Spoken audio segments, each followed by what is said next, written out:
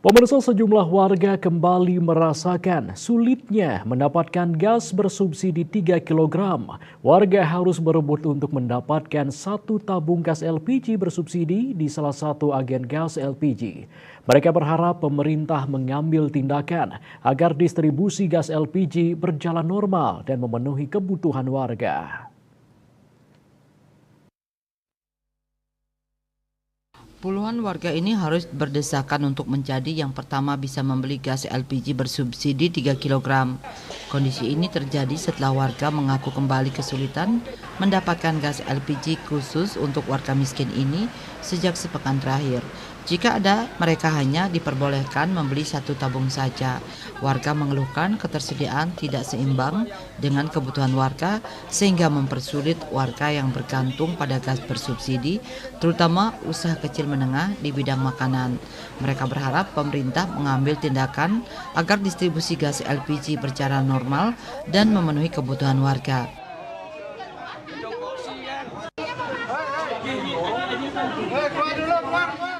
Pak, lihat ini kan pasti susah. Kalau begini sampai antriannya kan pasti susah.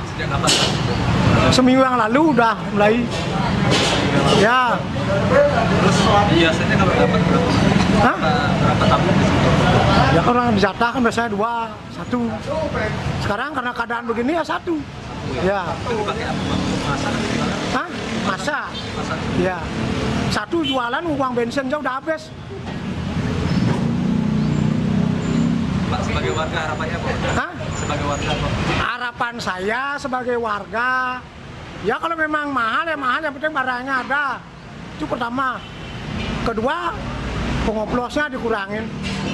Karena ini saya lihat pasti kena imbasnya ke sana kan. Kondisi kayak gini udah pernah belum? Kondisi kayak gini, langkah kayak gini udah pernah belum? Udah. Udah sering ya? Ya paling 6 bulan, 4 bulan sekali pasti pernah. Ya. Terus terulang. Ya, apa pasti. Ini kan orang semakin banyak tapi jatah di sini dikurangi gitu loh. Nah mungkin ada apa di luar sana saya kurang tahu, apakah kendala pengangkutan atau ada kasus-kasus saya kurang tahu nih Pak. Ini semestinya biasanya sebelumnya lancar-lancar aja gitu loh. Pak, nyarinya udah kemana aja nih, Pak? Oh saya di sini Pak, di Pertamina ini juga susah, di Ahmad Yani juga susah saya gitu loh.